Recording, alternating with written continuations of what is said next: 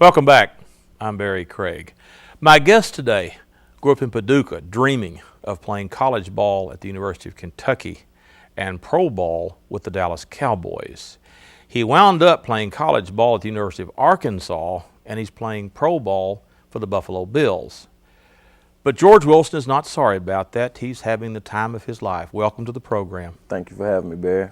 Before we went on the air, there was one fun game last season that you didn't get to play, and that was the Snowball between the Browns and the Bills. So you had to watch that on television. Why would that have been fun to have played in that? Because just those conditions, those are, with the high winds, the snow, it's going to be a physical, grinding game because, you can't throw the ball as much. It's going to be a lot more hard-nosed. It won't be as finesse as a typical game. And, as a kid, I was fortunate enough to play, in those conditions, just in my neighborhood. Oh, sure. And just, I can vividly remember that day, we were playing out in that field, and it was so much fun. And that's what I saw my teammates having out there on the field, when I was watching it from home. And, I would have gave up almost anything just to be out there with those guys, just because, it was a close game. And I felt like I could have helped our team, but just to be in that environment, with playing for a playoff position at the time, and just to be able to be out there with my teammates and battling and being cold and battling the conditions as well as the Browns together would have been, an exciting feeling, and I'm pretty sure I would have remembered that game for the rest of my life. Now, the final score, the Browns won 8-6. 8-6. Sounds like a baseball score. Oh, absolutely. I mean, that just shows you how much the conditions played a part in that game. I don't think either team really had much success throwing the ball in the air. I think the Browns may have converted a couple more first downs than we did through the air passing. So, I mean, it was a hard-fought game that was won, on the ground game with the running game. And I think the Cleveland Browns and Jamal Lewis ended up having, a more productive day than our offense and our defense that was able to do. I saw pictures of it online, and the visibility must have been really bad. I mean, it was a typical Lake Erie, lake effect snowstorm, which of course Buffalo gets them too. Oh, right. Oh, yeah, absolutely. I mean, just when the guys came into work Monday morning, the day after that game, that was just the talk of the guys that, some guys were saying they still hadn't thawed out all the way.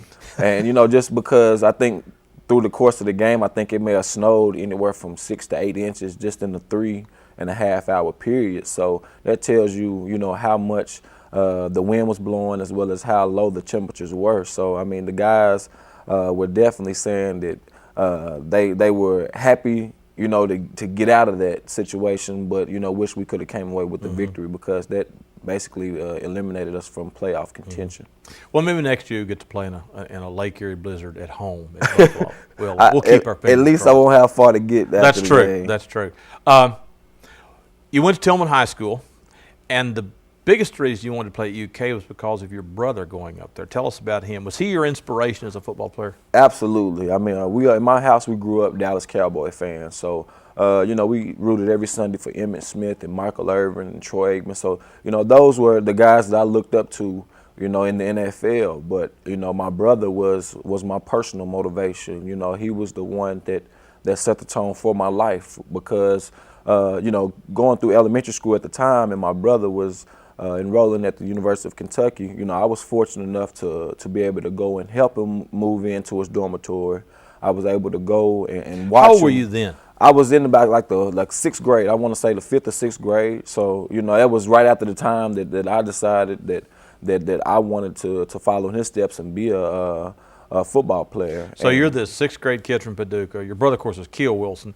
You're going up here into this dorm with all these great big football players. What was that like seeing all those guys? It gave me direction. It showed me what I wanted to be, where I wanted to go. And, I knew that I was fortunate to be in the position I was because a lot of my high school classmates, a lot of my friends didn't have that person in their lives to allow them to temporarily get away or get out of town to see something different, go different places. And that's what my brothers going to Kentucky, gave me. I was able to be there in the living room when the college recruiters came to recruit him. So, you know, these, you know, when you hear a college recruiter tell your brother that, you know, in 6, 7 years, I'm gonna come back and get your brother. You know, that's motivation for me, and that's what the man that came and recruited my brother is now the offensive coordinator there at the University of Kentucky, and Joker Phillips. Right. And I can remember very vividly the day that he came to recruit my brother, when my brother committed to go to the Kentucky, and where he told my brother that he would be coming back for me one day. And you know, those are the little things in life that they give you that motivation. They give you, you know, that extra to get over that hump on those days that you may not feel up to working and putting in that time and effort. But, you know, just hearing that gave me that direction, gave me that desire, and allowed me to, you know, to push on and work even when a lot of my classmates and teammates didn't want to. One thing you told me earlier, in addition to playing sandlot ball, that you played living room football with your brother and your sister. Oh, yeah. When he was in high school at Tillman, just about every Friday night after the games, you know, he would come home.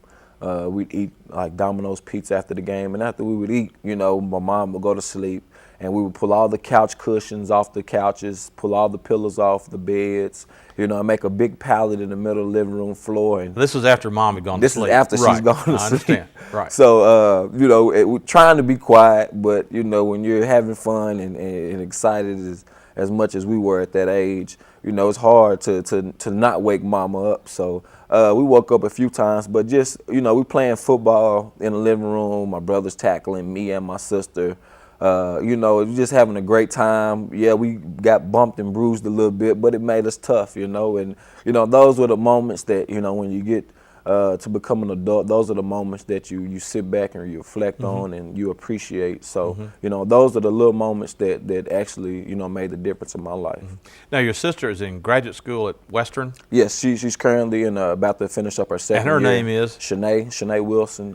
She's finishing up her second year of graduate school studying healthcare administration. Now, she was quite an athlete herself, wasn't she? Oh, yeah. Coming out of Tillman, she was a 3-time state champion in track. Helped lead, you know, Coach Ward's track teams to some state titles, and you know she's done a great job of in a collegiate career at Western as well. She's completed her eligibility there at Western, and she said that she was tired. I mean, you know, she's been running, you know, ever since, you know, probably she was in the 2nd or 3rd grade. My mom, you know, kept her busy and the Bluegrass State Games, track meets, the Hershey track and field meets that are provided by the Parks and Recreation Department, as well as the school track teams as well. So, you know, she's been running a long time, and, you know, she expressed to me after she was finishing up with college that, you know, she was tired and was ready to, you know, just be a normal student and move on with the next chapter in her life. And she is,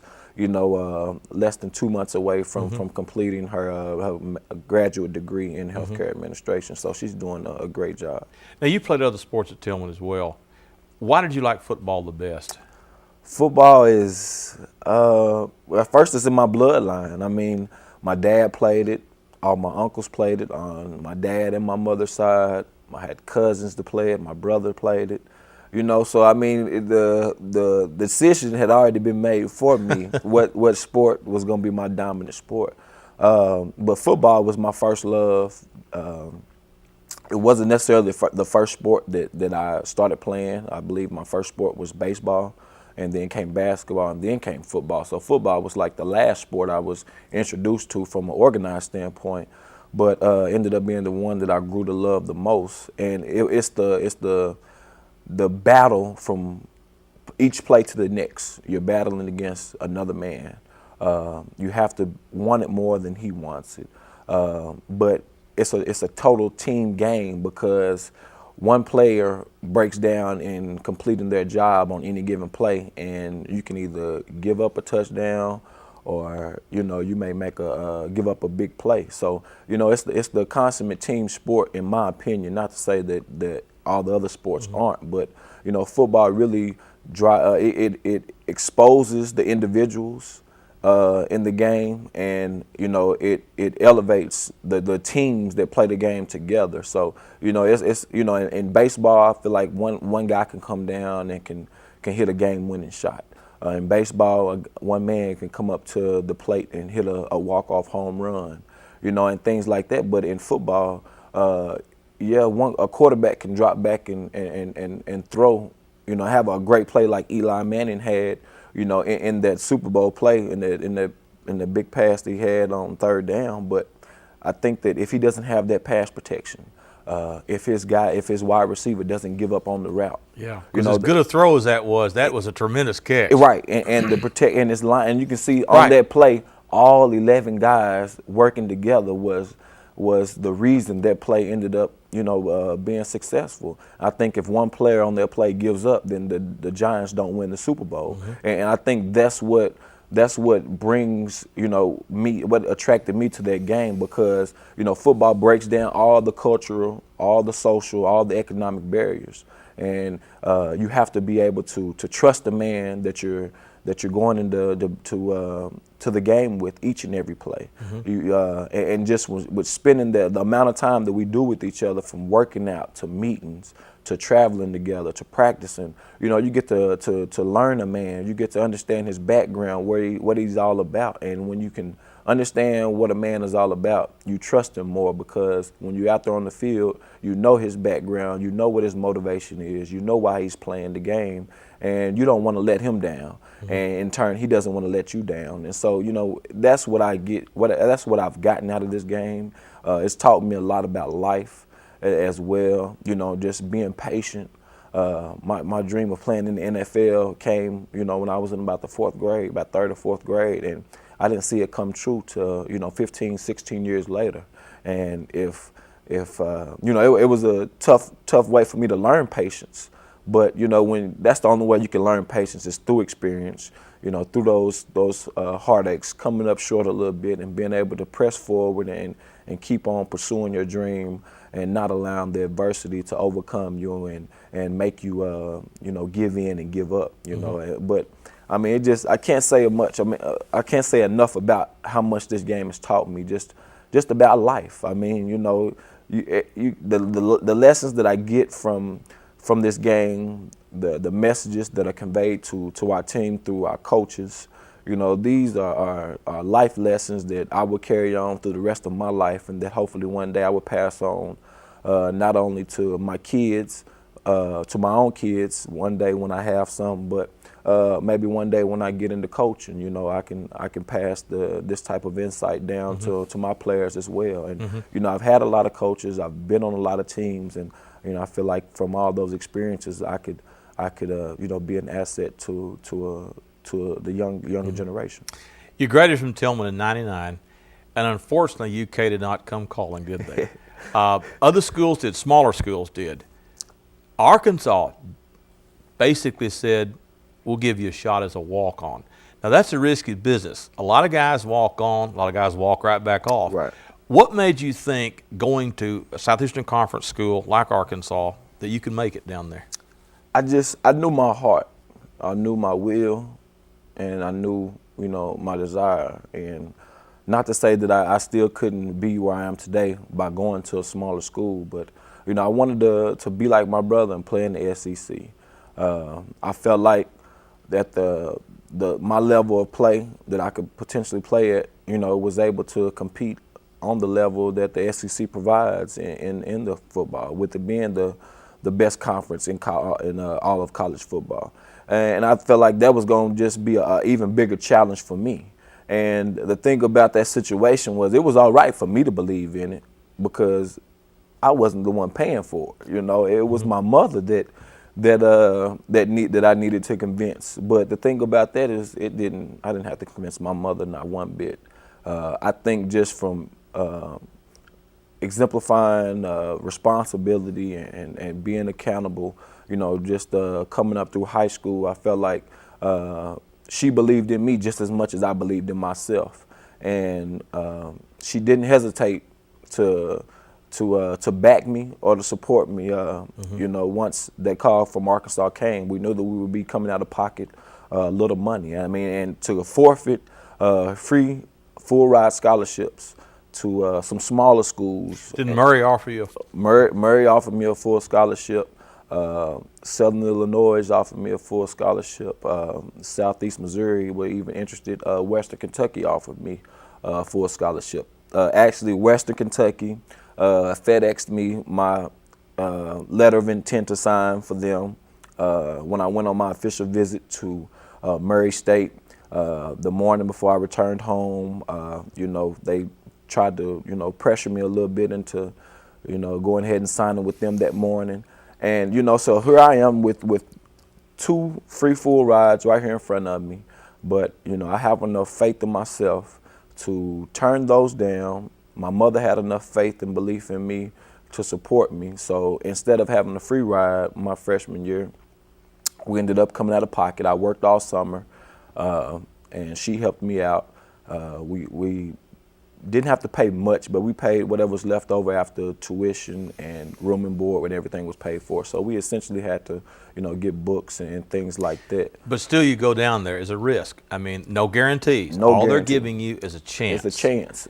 At a big school in a powerful conference. And I know you said the SEC is top. Probably Big Ten fans disagree with you, but it's big time football. No question about it. It's as high as you get in college football. Right. So here you're down there in Fayetteville, Arkansas, a long way from home. Did you know anybody at all down there? No, not personally. No, I didn't. So here you are down here in this school. You walk out on the practice field the first day. How do you feel? Excited.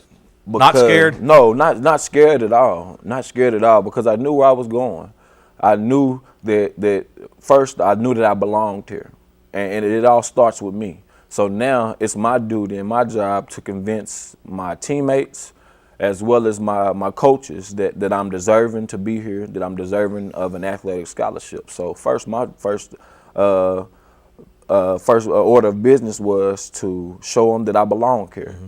Now, in high school, at this point, you're a wide receiver. Now, today, Right. You're a defensive back with the Bills. But all through your playing career, high school and college, you were a wide receiver.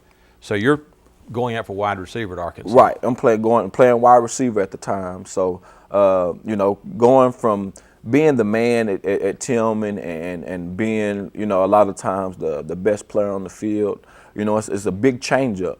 And when you go off to college, everybody's good. Everybody's all-state. A lot of guys are all-American. And, you have to step your game up. You have to challenge yourself.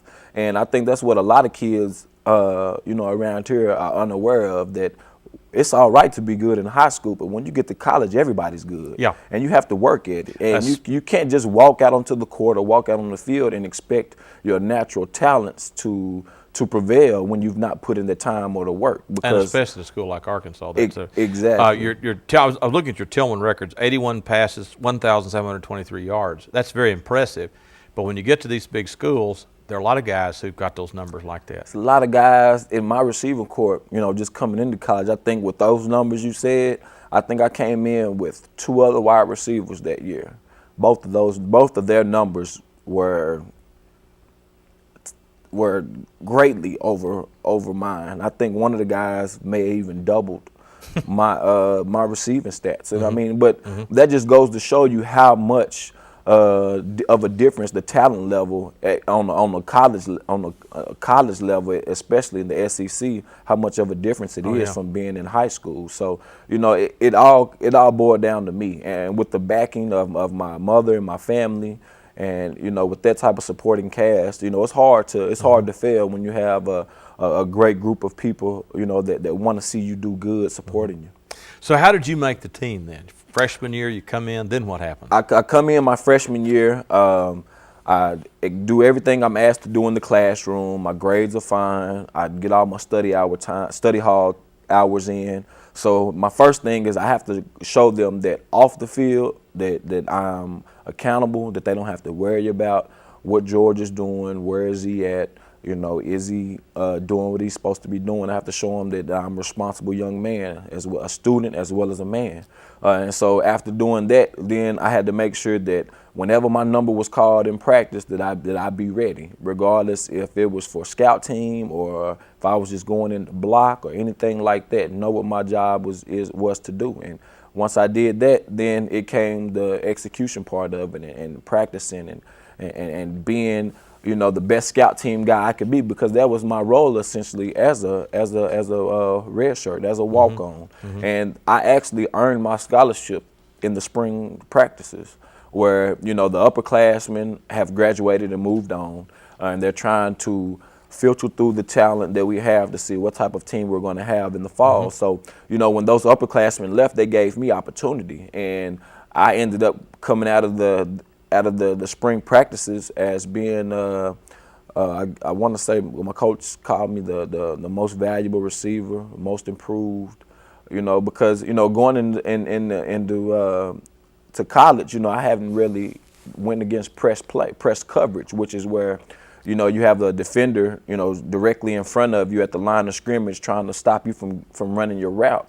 And I never had really encountered that at Tillman. And if I did, you know, my size and strength, you know, allowed me to beat that coverage. But, you know, being in the SEC, I was unable to get off the ball when I first got to campus. So, you know, working on that all the way through the fall and through spring practice, when spring came around, I was able to effectively and efficiently get off the ball and run my routes. And that was the difference in my game, just having to challenge myself to correct something that I may not have necessarily gotten in high school, but, you know, something that I learned and ended up, you know, becoming pretty good at, you know, through my spring. And your head coach at Arkansas was? Houston Nutt. Who coached at Murray State. Right. So that's, well, when you met him, did he say, hey, Paducah, I know where Paducah is? Oh, yeah. I mean, from the first time, you know, I met him personally, you know, that was his first thing he said, being familiar with the area from the time that he spent at Murray. And, you know, he spoke very highly of the school, spoke very highly of the area. And, you know, every time, you know, when I was in college, I'd come back, you know, I'd meet somebody that either knew him from Murray. And, you know, his track record speaks for itself. You know, he turned around Murray's program in the time that he was there. He went to Boise State thereafter and turned around their program, and went to Arkansas, spent roughly about 10 years, and now Arkansas is discussed as being not necessarily the powerhouse in the SEC, but one of the top teams in the conference. So, you know, he's trying to rebuild Ole Miss. Exactly. They used to be good back then. Right, and where Ole Miss may be where Arkansas was 10 years ago. Right. So, you know, it'll be interesting to see how his tenure at Ole Miss plays out. Right. Again, you graduate from Arkansas in 2004. Number 2 on the Hogs all-time reception list, 144 catches, 2,151 yards gained, third in receiving touchdowns, including 16 six-point catches. You also helped make history, and November the 1st, 2003, the longest college football game in history against your brother's old school. Yeah. Tell us about that game. Hogs versus Wildcats in Lexington, was it not? Yes, it was. Okay, so you're up there wearing the red against the blue, and you told me you had a big contingent from Paducah who went up cheering for you, though. Right, cheering for me. Just probably that one time. Yeah. Right. Just the week leading up to that game was very emotional for me, just because it was going to be the first time that I played back at home in Kentucky since I left 4 years earlier, you know, leaving Tillman. So, as well as UK, it just came up to Fayetteville the year before and beat us at home. So, you know, it was a lot of payback to be paid for that game. So, I just wanted to make sure that I didn't allow everything that transpired coming out of high school to be of distraction and allow me not to be focused. And with the ticket request that I think I had over 70 tickets that I had to get for that game. Wow. And you know, once I got to Lexington, my mom called me and let me know that everybody made it. And I just told her, I said, Mom, I'm glad you called me, but I appreciate it if y'all just give me the rest of tonight and all day tomorrow, and I'll just talk to you after the game, because I was really, you know, I wanted to make sure that I played, you know, the best that I could in this game. Did you all fly up to Lexington? Yes, we flew from Arkansas, Airport. right. So after I spoke to my mom, my family gave me that time that I needed, and we come out to the game. I'm there in the stadium. I can I can remember, all the times that I came up to see my brother play. So all those are going through my mind. And, then the game starts. I think we jump out, they come back to tie us, and, by the end of the game, by the end of regulation, we're going into overtime. And we end up coming out victoriously. I end up having a career day. 9 passes, 1 for a touchdown, another for a 2-point conversion, 172 yards in this ball game. Right, and then I had my longest catch of like 56 yards in that game as well. Yeah. And the final score sounds like a basketball score, 71-63. Oh, yeah. 7 overtimes.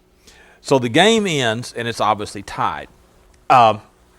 No idea how long this is going to take. Now, explain to the viewers, in college football, it's different than in pro ball. You flip the coin and we go at it. In college ball, you get the ball at the 25-yard line, and you try to score. Right. The other team tries to score, and it seems to me that if you win that toss, that sort of gives you an edge because you know what you're going to do for the other team. Did you all win the toss? I want to say we did.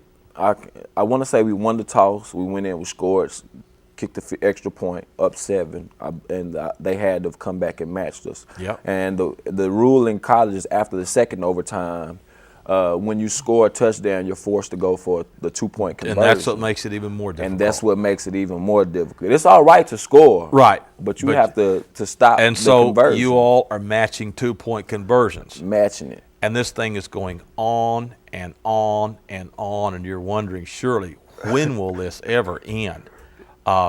Did the fans stay for the whole? Well, obviously, I would hope. I think for the most part, all the fans stayed. I think there in the fourth quarter, I think we jumped up maybe like 10 or 14 points, and I think some of their fans started to leave. Fair weather fans, right? And I think if you actually, I think Jared Lorenzen, who was the quarterback at the time, on the television copy that I saw, actually yelled up to the stands that if why are y'all saying to the Kentucky fans, why are y'all leaving? You're going to miss something special. And I saw that on television myself. He did. He turned around. And he definitely spoke it up because, who knew that after regulation we'd go into 7 overtimes, just guys just scratching and clawing for, to get a victory, because I think at the time we're coming off a 3-game losing skid.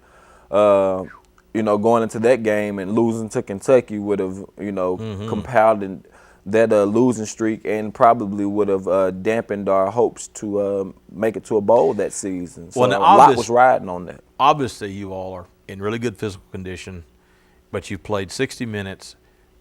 You must have been just bone weary by the end of that thing, just sort of just running on fumes. Yeah, exactly. Yeah, absolutely. Your tanks are empty. Just after the game, I can remember coming out to see my family and all my friends that came up from from Paducah. But, I can remember that my energy level was extremely low. I barely had enough energy to hug everybody. 70 people's a lot to hug. I can remember, that next week in preparing for our last game back at home against Central Florida, I believe is who we played the following week. And were you extra sore that week? It's extra. We didn't even practice in pads the entire week.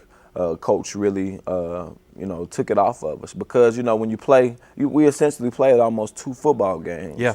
And the emotion, right? That also takes it out of you. Exactly. So it takes you. It normally takes you about, I say, 2 or 3 days to recover from a game. That's just a normal game. But when you go 7 overtime and have as much emotion as we had, I think, we were still hungover from that game the following week, and we, barely beat our non-conference opponent, at home the following week. And that's, those are the kind of games that could potentially sabotage, the rest of the season. Sure. Well, now your brother's in the stands.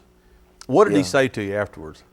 He was proud of me. He was happy for me. Even though, it was against his alma mater, I think blood trumps water at the end of the day. Yeah. And, he definitely just expressed, my excitement. Yeah. The excitement that I had, from winning the game and being a part of making history. My entire family was there to engulf me in love and support, and where it just made it that much more sweeter. When all my teammates are coming out of the locker room, they can see the entourage from Paducah, and they're making it known that Paducah was well represented that night in Lexington. I noticed in my notes the game was 4 minutes shy of 5 hours long. Which is unbelievable to do that. That's absolutely, it was incredible. You play in 2 more marathon games against Ole Miss in 01 and Tennessee in 02. Those were the same type of things, just. Yeah, the Ole Miss game was another 7 overtime as well. It was just shorter as far as time was concerned than the Kentucky game, and the Tennessee game was 6 overtimes. We won the 2 7 overtimes, but lost to Tennessee in the 6th overtime. And just to be a part of 3 of the longest games in college football history, it's definitely amazing, as you said. And I never would have dreamed in my wildest dreams, going to Arkansas, that I would be a part of not only school history, but be a part of NCAA history. Another thing, too, when you grew up playing college football, Memorial Stadium at Tillman, that's one of the largest high school stadiums in the area. But what is the seating capacity of the stadium at Fayetteville? In Fayetteville was like 72,000 after the So renovation. what was your first impressions? You come out onto this gigantic place where you've got 72,000 screaming fans, most of them screaming for Arkansas. What was that like to come out in this gigantic arena the first time? Do you remember your thoughts? I kind of actually was introduced to it a little bit at the state basketball tournament my senior year, playing at Rupp Arena. I was able to play in front of almost 24,000.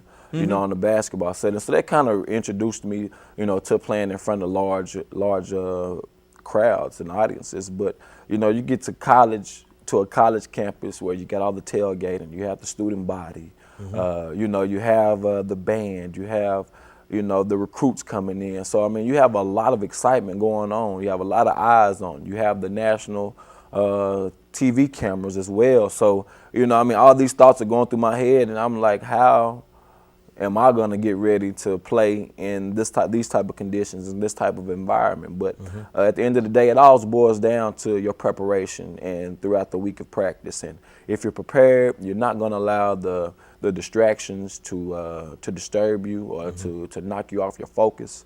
And so, with that being, after realizing that if I prepare, throughout the course of the week, that the distractions, the crowd and everything won't be as much of a problem or a hindrance, because I'm focused, because I'm in tune with the game plan. I know what's going on and things like that. But, just as an athlete, you have to be able to block out the crowd. You have to be able, because you have a lot of crowds when you go into hostile territory that may not be saying some making pleasant comments towards you. True. So you have to be able to train yourself to block out the external factors, but also keep your ear out and ear out for the voices of your teammates as well as your coaches. So you have to be good to be able to balance the two. So I think I've done a pretty good job of that.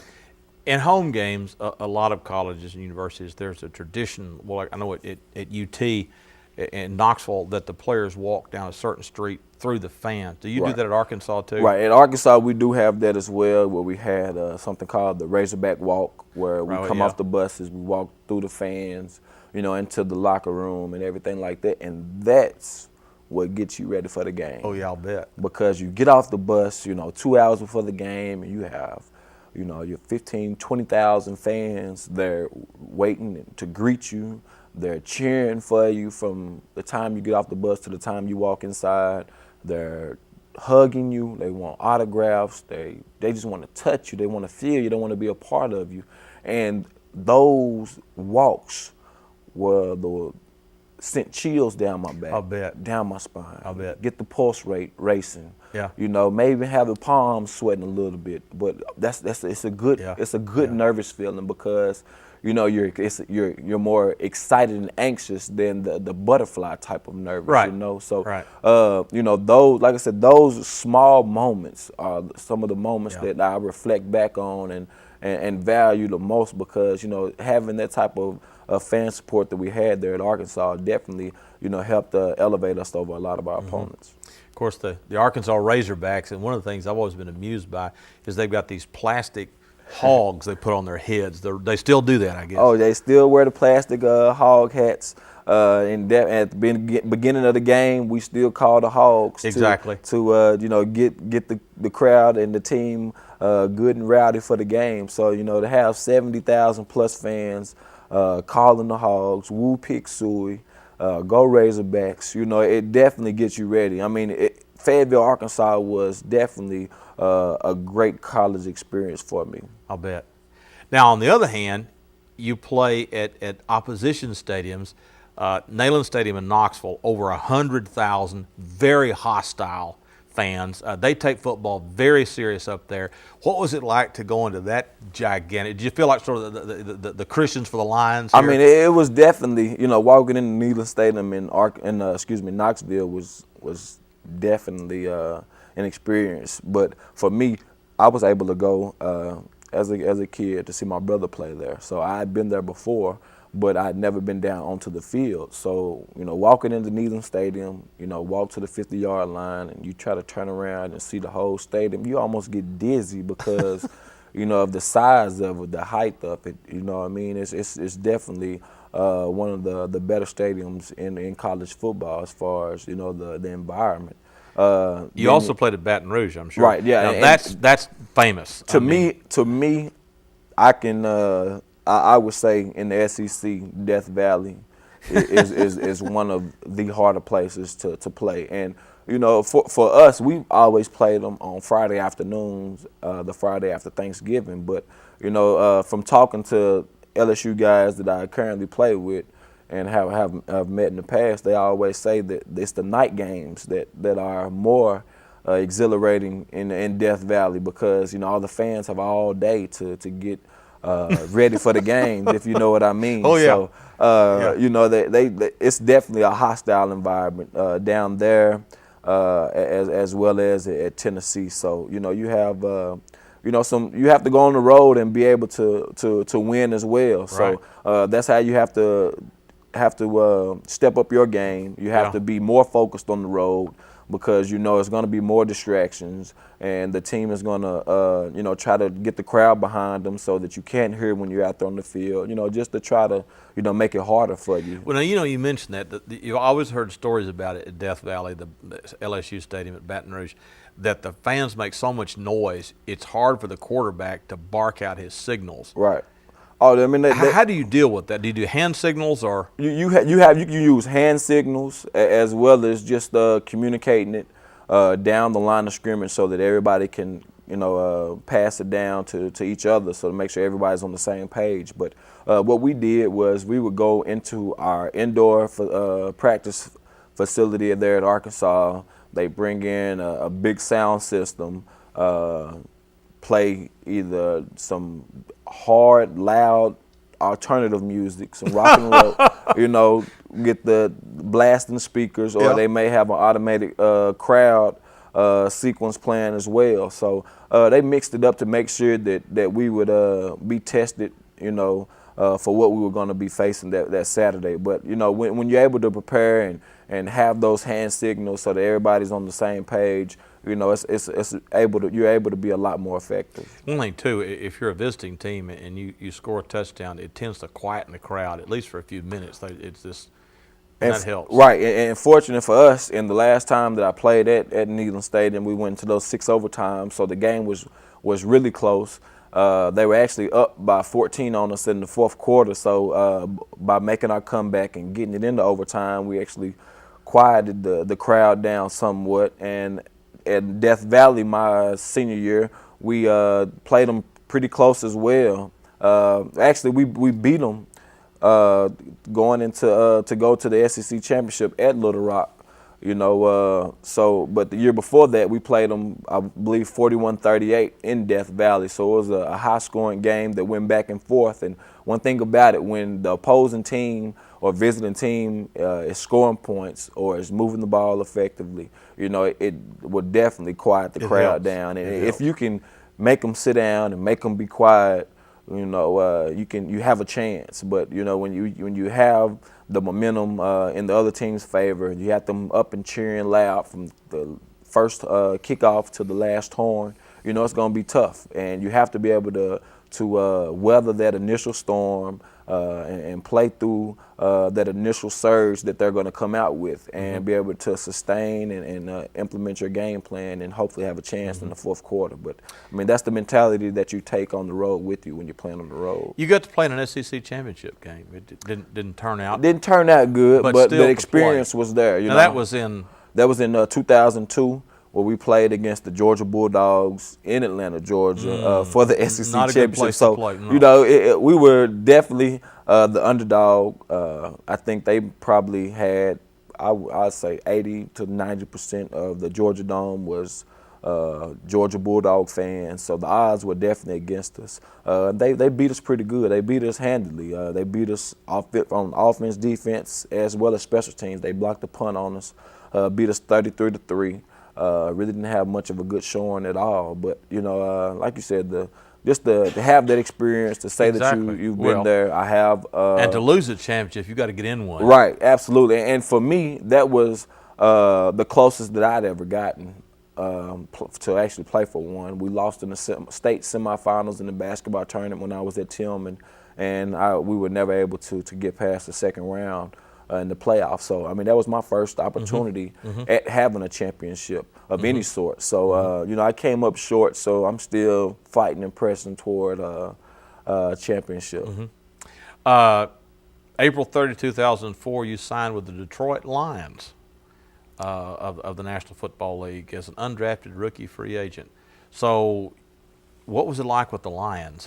With the Lions, it was like that opportunity that they gave me was just like being a walk-on. Sort of like at Arkansas. And just like I was at Arkansas. So, I mean, the position I was in was a familiar position where I had to get out and prove myself all over again, which I had no problem doing with that because all I ever asked for from day one was just a chance. And that's what Arkansas gave me coming out of high school. That's what Detroit gave me coming out of college. So, I'm appreciative to both of those, to Arkansas as well as Detroit for giving me those opportunities. But, coming out of college, going to Detroit, here I am, my first taste of living in a big city. I got a Detroit line on my helmet. I got my name on the back of a jersey. Here I am coming from a small town. I've moved a step closer to seeing my dream come to reality. So, I had, like I said, I had to prove myself all over again. So I had to prove myself to my teammates as well as my coaches that I deserve a spot on this team. I ended up coming up short, being on the practice squad. But before they even brought me back to be on the practice squad, they had released me and sent me home for a week after training camp. And I missed week 1. I came back for week 2 and was on the practice squad there. And at the time, my coach at Detroit was Steve Mariucci, and the defensive coordinator was Dick Geron, who is currently now my head coach in Buffalo. And my position coach now is George Katavolis, who was the defensive back coach at Detroit when I first came into the league as well. So it's I don't want to say ironic because I feel like everything happens for a reason, but it's amazing how things end up playing themselves out. And for me to be in Detroit and be on the practice squad and not really get much of an opportunity, I got released, and that was probably the best thing that could ever happen for me. At the time, how did you feel? It felt being released or cut is a very humbling experience. How did they tell you were released? I've heard different stories about it, the way they do this, different ways. Well, my experience was somewhat of a bitter one because for me, coming out of training camp, we finished up our last preseason game. We played 4 preseason games. So after my 4th preseason game, they bring us in. We play on a Thursday. They bring us in on a Friday. And on that Friday, they tell us who they're sending home and who are candidates for the practice squad. So Did they do that in a group? they did it in a groups. They brought us in as a group, but discussed this with us individually. And so after I had my meeting, they told me that I was a candidate, a strong candidate for the practice squad, and that they were going to pay for me to stay up in the hotel all weekend and come back in on Monday at noon to sign my contract to the practice squad. So I stayed in Detroit all weekend. Monday morning comes. I've called all my family, told them, look, I'm going to be a Detroit Lion, that I'm going to be on the practice squad. I'm not playing, but at least I'm here still. I go back in on Monday morning to sign my contract. I walk upstairs. So instead of going in to sign my contract, I was directed to go to the secretary to book my flight to go home. Yeah, so imagine the thoughts that are going through my mind, like, is this the way the business is? There's no love in it. You know what I mean? At the end of the day, it all boils down to business.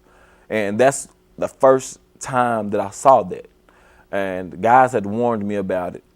Veterans had warned me about it. But for me to experience it for myself was what it took for me to understand that, hey, this is a business first and foremost.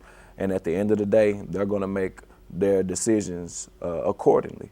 So they didn't give you any reason, any explanation, nothing. They just said, go see, get an airline ticket. At the time, they said that we were banged up on the defensive line and that they were going to keep another D line on the practice squad.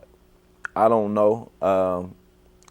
I don't really care, how it ended up playing itself out, on their part. But for me, it was the best thing, just because I ended up in Buffalo. And the thing about it was, Buffalo was the other team that was vying for me, that were talking to me, trying to convince me to come to Buffalo rather than Detroit. Yeah. And I chose Detroit over Buffalo. And, Buffalo was the one that picked me up off of the waiver wires once I was released by the Lions. And, like I said, I was sent home. So you came that back week. to Paducah? I went back to college, back to Fayetteville, where I flew back to. What did you plan to do at that point? I was just going to wait. It was a waiting game for me. I was still at a point where I could go back to school if I needed to, or I could to graduate school. Right. I could stay in school, continue my education, or I could just wait around, keep working out, and wait for that phone call. And I can remember very vividly that whole week was long.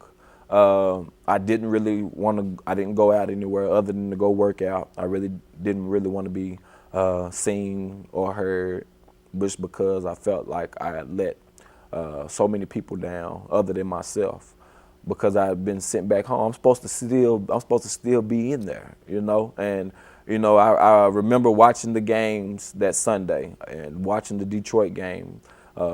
Charles Rogers, who was a wide receiver there in Detroit at the time, broke his collarbone.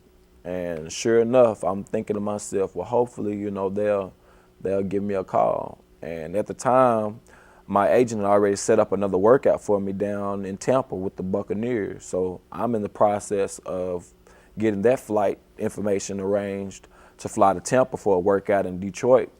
Calls my agent saying that, we want to bring George back here. So I went back to Detroit. I'm up there for about 4 weeks. Week 5 comes along. They bring me back in for, I come in on, I want to say Tuesday, to work out. I work out, take a shower, get ready to go home. Player personnel guy wants to see me, wants to meet with me. So if you're in the league and the player personnel wants to meet with you, normally you know what that is. Most of the time, a transaction is being made, so you're being released, or something like that. So I go upstairs, they release me. no real reason behind it, and they don't really have to give you one. And they send you your termination papers and everything, in the mail, and all it boils down to is them saying that you are unable to help our team, at the time. That's all it boiled down to. So I mean, I think initially I was bitter, just because of how I felt like I had been treated.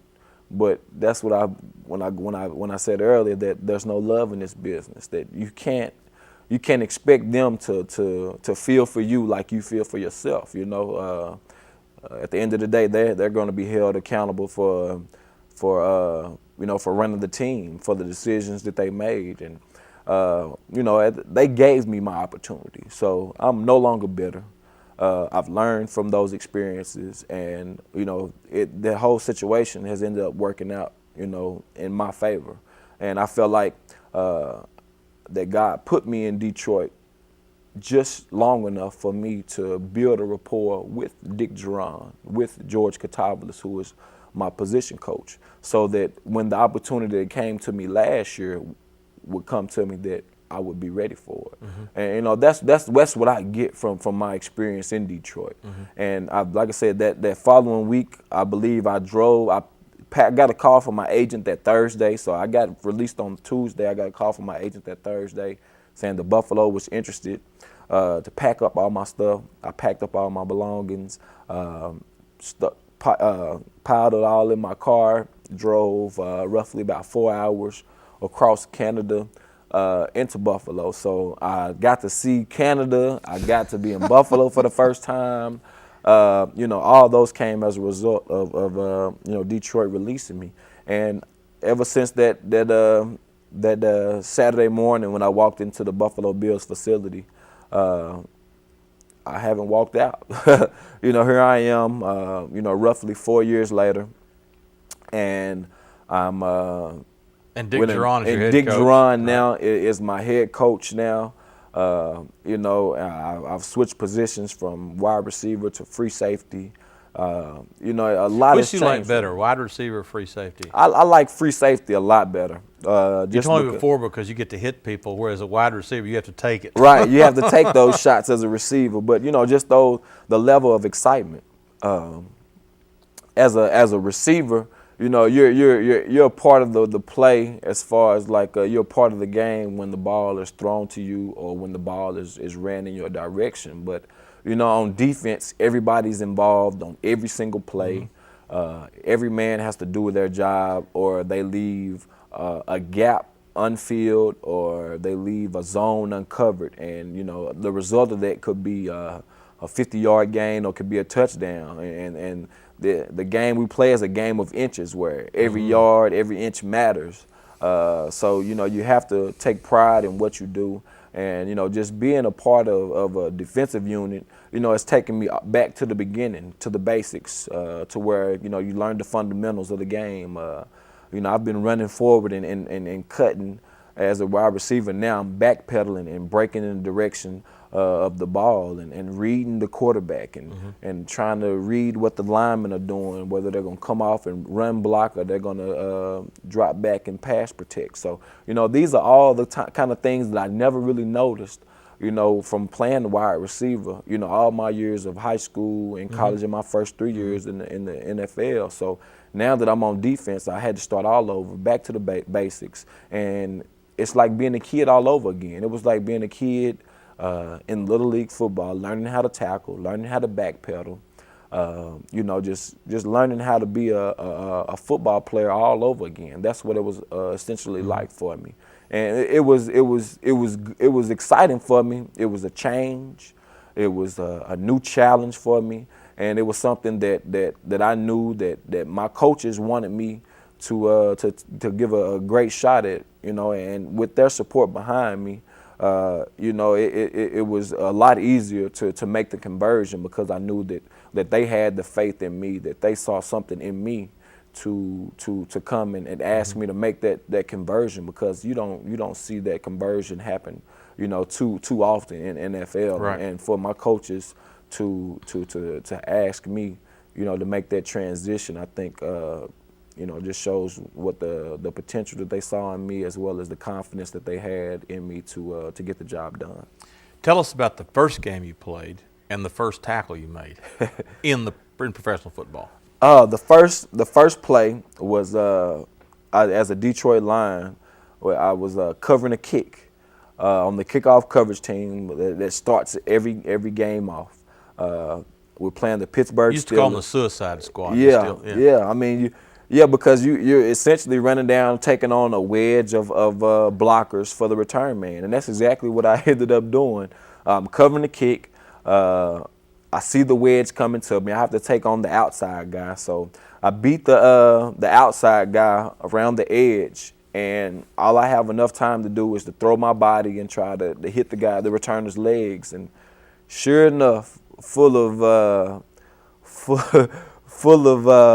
tenacity, full of passion, and full of enthusiasm, I covered that kick and I made that tackle. And here I am, the first play in my NFL career, and I make a tackle on special teams. And I said, well, maybe I can do this. Maybe I can do this. So, I mean, it was a great way for me to start my career off, because being in my position as a rookie free agent, you're going to have to make your impact felt first on special teams, and then hopefully you'll get a chance on offense and defense. But, I just wanted to make the most of my special teams opportunity. And how about memorable games with the Bills? We're about out of time, but just recap some of your most memorable games with the Bills. Definitely my first one would be the Dallas Cowboys game of this past year, Monday Night Football. I was able to make. And your favorite team as a kid. Right, my favorite team. My first career NFL start, and I'm on the biggest platform in all of NFL, in all of football, other than the Super Bowl. And third play of the game, Tony Romo drops back. He tries to hit Jason Witten over the middle of the field, and he big overthrows. Tennessee receiver. Right. Witten is actually the guy that caught the winning touchdown to beat us in the sixth overtime game. Right. So how about that? That's a reunion. Exactly. How about that? Yeah. Exactly. Yeah. So Romo overthrows Witten. The ball hits me right in my chest, in my stomach. And I get a block by Dante. Well, what did it feel like when you caught it? Hey, I caught this ball. I said, I caught it. Yeah. I saw the ball coming to me. I said, it's coming to me. And then it hits me in my stomach. It hits me in my stomach. I said, I got it. Yeah. So now I look up, I see the blocking that I have, and I see the end zone. And I'm like, no, am I going to get there? And then I'm there, and it's like a little piece of heaven. Everything that I had went through from day one, from fourth grade, from little league to middle school to high school to college, all the practices, all the workouts, all the sprints, all the rides on the school buses, everything it made it worth it. All in that one moment, that one play that lasted about 8 to 10 seconds, just made it worth it. For any kid out there that has a dream, it's possible, but you got to work at it. It's gonna take time. You got to be patient. But with anything worth having is worth working for and worth waiting for, and that's what I've gotten from my journey to the NFL. It's not over. Like I said, I played 3 years as a wide receiver. I come in got to go to defense for me to get my first catch, which ended up being my first touchdown. I ended up going and starting 7 games, playing against the Dolphins. They sent me on my first blitz of the season. I hate to tell you, we're out of time. Okay, all right. Next time, you got to promise to come back again. I'll come back and do this again. Good. Yeah, this I is just terrific. wanted to. Yeah, this you good. But that touchdown, that's something you'll never forget. That's something every little kid playing backyard football will never forget. And that's what I wanted to convey, because here I am from Paducah. Now, all I had was a dream, and now here I am. You fulfilled it. On playing in the NFL, on the video game, just meeting and greeting football people. Card too. Right. Got a trading cars that I used to, They're telling me I've got to quit talking. I'm sorry. Right. So, my guest today was George Wilson. I'm Barry Craig. Hope to see you next time. Thanks.